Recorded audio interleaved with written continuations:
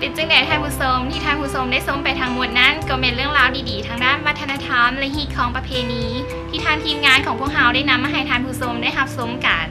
เอาล่ะมาฮอดนี้เวลาทางรายการของพวกเราก็ใกล้จะหมดลงแล้วและก็ต้องขอบใจผู้ที่ได้ให้เกียรติติดตามรับชมตั้งแต่ต้นจนจบสิ่งที่ขาดบ่ได้นั่นก็แม่นผู้อุปถัมภ์ในรายการของพวกเรามาโดยตลอดนั่นก็คือบริษัทประกันภัยแห่งประเทศลาว